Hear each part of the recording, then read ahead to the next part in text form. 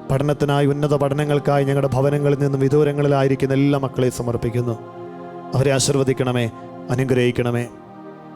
ഇതൊരു കുടുംബത്തിൻ്റെ പ്രാർത്ഥനാ നിയോഗം. ഞാനും എൻ്റെ ഭർത്താവും മക്കളും മരണം വരെയും വിശുദ്ധിയിൽ ജീവിക്കുവാൻ കർത്താവേ അവിശുദ്ധി ഞങ്ങൾക്ക് നൽകണമേ. പ്രാർത്ഥനയിൽ തീഷ്ണതയോടെ മുന്നേറുവാൻ, വിശുദ്ധിയോടെ ജീവിക്കുവാൻ, വിശ്വാസത്തിൻ്റെ നിറവിൽ ആഴപ്പെട്ട് ജീവിക്കുവാനായിട്ട് ഞങ്ങളെല്ലാം അനുഗ്രഹിക്കണമേ. 23 വർഷമായിട്ടുള്ള കടബാധ്യത, ഒരു വീട് വെച്ചു തുടർന്നുള്ള കടബാധ്യതകളാണ്. ഇതുവരെ അത് കൊടുത്തു വീട്ടാനായിട്ട് സാധിച്ചിട്ടില്ല. ആ കുടുംബത്തെ സമർപ്പിക്കുന്നു. കടബാധ്യതകൾ മാറുവാനായിട്ട് ലോണ്, മറ്റ് കാര്യങ്ങളൊക്കെ ആയിട്ട് അപേക്ഷകളൊക്കെ ബാങ്കിൽ വെച്ച് പ്രിയപ്പെട്ടവരോടൊക്കെ ചോദിച്ചുകൊണ്ടിരിക്കുന്ന സഹോദരങ്ങളൊക്കെ സമർപ്പിക്കുന്നു. സാമ്പത്തിക മേഖലയെ പ്രത്യേകമായിട്ട് സമർപ്പിക്കുന്നു. ഒരു പുതുനിയോഗമായിട്ട് നമുക്ക് അതുകൂടെ ചേർത്ത് വയ്ക്കാം. സ്ഥലസംബന്ധമായ വിഷയങ്ങളിൽ സ്വത്തിൻ്റെ തർക്കവുമായിട്ട് ബന്ധപ്പെട്ട ഒരു പ്രാർത്ഥന നിയോഗം കടന്നു വന്നിട്ടുണ്ട്. കർത്താവെ സമർപ്പിക്കുന്നു. സഹോദരങ്ങൾ തമ്മിലുള്ള സ്വത്ത് തർക്കങ്ങളൊക്കെ എടുത്തു മാറ്റി ദൈവമേ നീ നൽകിയ സമ്പത്ത് അത് പരസ്പരം പങ്കുവെച്ച് ജീവിക്കുവാനൊക്കെയുള്ള കൃപ നൽകി അനുഗ്രഹിക്കണമേ. കർത്താവെ നിയോഗങ്ങളെല്ലാം ചേർത്ത് വയ്ക്കുകയാണ്. എല്ലാം അറിയുന്നവനെ കർത്താവെ, നിനക്കൊന്നും അസാധ്യമല്ലല്ലോ.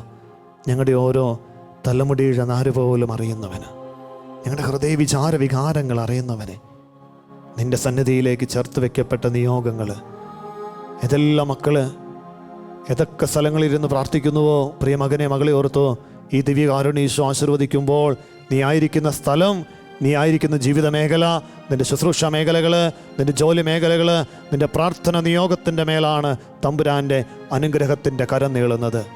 5 അപ്പവും 2 മീനും ഈശോയുടെ കരങ്ങളിലേക്ക് കൊടുത്തു. തമ്പുരാൻ അതെടുത്തുയർത്തി വാഴ്ത്തി തിരിച്ചു നൽകിയപ്പോൾ അനേകരുടെ ജീവിതത്തെ തൃപ്തിപ്പെടുത്തുന്ന ആഹാരമായി അത്ഭുതമായി മാറിയതുപോലെ ഈ ദിവ്യകാരുണ്യ ഈശോയുടെ മുൻപിൽ നീ സമർപ്പിക്കുന്ന പ്രാർത്ഥനയെ തമ്പുരാനിത ഏറ്റെടുക്കുന്ന നിമിഷമാണ്.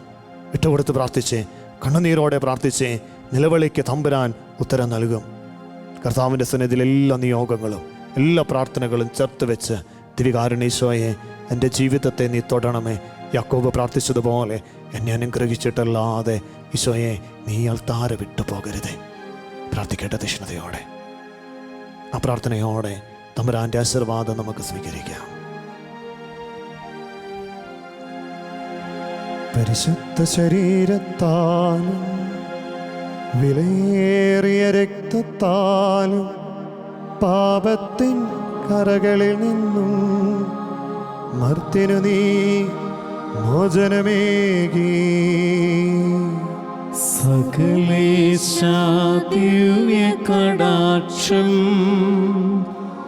തൂകണമേ വത്സലസുതരിൽ,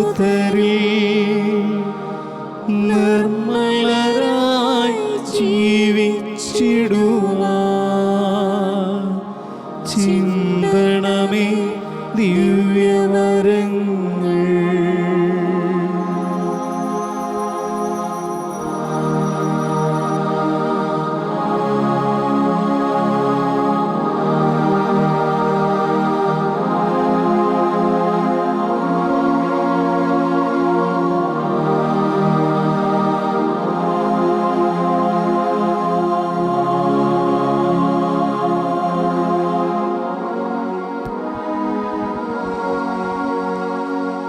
പരിശുദ്ധ പരമമാ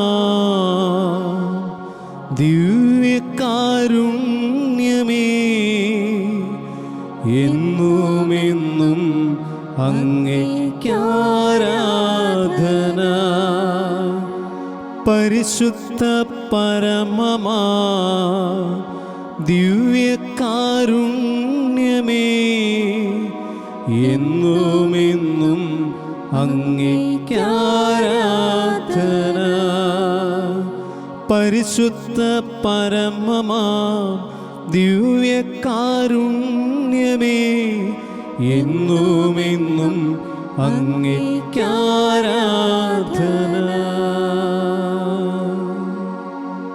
ഇന്നത്തെ പ്രവൃത്തി. ബലഹീനതയിൽ ശക്തി ലഭിക്കുന്നതിനായി 91 സങ്കീർത്തനം വായിക്കുക. നിങ്ങളുടെ പ്രാർത്ഥനാ നിയോഗങ്ങൾ കർത്താവിന്റെ സന്നിധിയിൽ സമർപ്പിച്ച് പ്രാർത്ഥിക്കുന്നതിനായി വിമല സങ്കേതം എന്ന് ടൈപ്പ് ചെയ്ത് നിയോഗത്തോടുകൂടി 9605818881 എന്ന വാട്സപ്പ് നമ്പറിലേക്ക് അയച്ചു തരിക.